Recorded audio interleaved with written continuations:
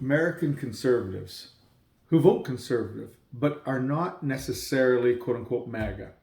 But you are conservative, you have conservative values, conservative ideations of what society and our spending should look like.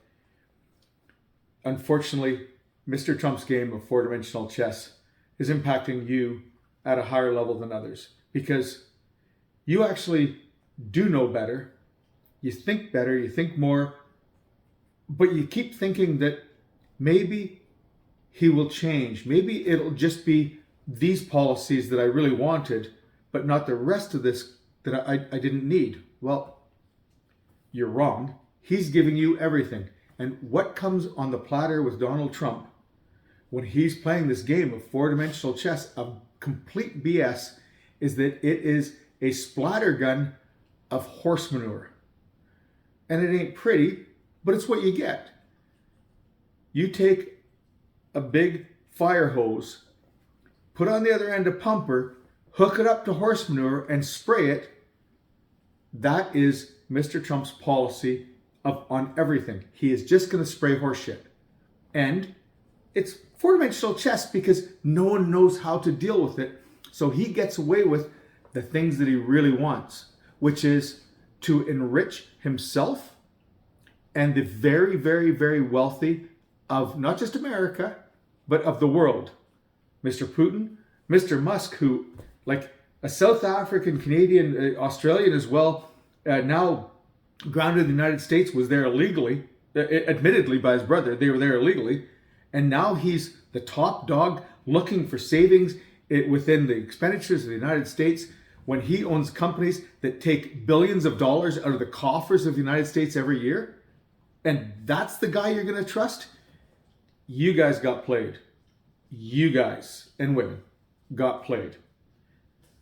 People who have a belief system based on Judeo-Christian belief system. You know, what I was once, I've left the church. I apologize to those of you who are still in the church. I'm one of the sheep who walked away. You guys, your belief system of good and bad, you should read the Bible and read some of the things about love and tolerance and the messages from actually Jesus and from Matthew and from John as to how we should live our lives.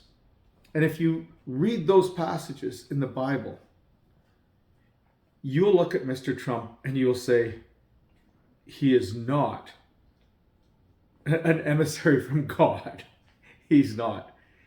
His treatment of the other, his treatment of poor people, his treatment of people who are just trying to live as families coming across the border. If you told me that I had to crawl across a cactus laden border full of barbed wire and people trying to, either arrest me or shoot me as I crossed it so that I could have a better life, I would ask you, what kind of life do I have to be leaving to think that that's going to be okay for me to drag my wife and children or a family, whoever it is you bring with you, through hell to get to the promised land? And that's what the people who are crossing the border are doing, because they are leaving hell to try to get somewhere that they can raise their families and feed their children. And Mr. Trump is looking at them and calling them names, calling them just horrible things that, by the way, are very, very unchristian acts on his part. And so if you are Christian or Jewish, and you are looking at him as if he is some type of savior for the good book, he has played a game of 6 or 7 dimension chess with you guys. Because your belief in him, I'm so sorry. You're wrong. You're wrong. And that goes for every Republican senator that's there.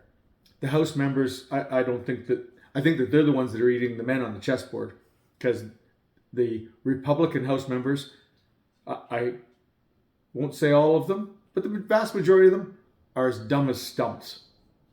And so, yeah, they're eating the soap or the crayons or whatever it is on the board, and they are drooling and no one notices because they are useless followers of a useless man. Good luck out there.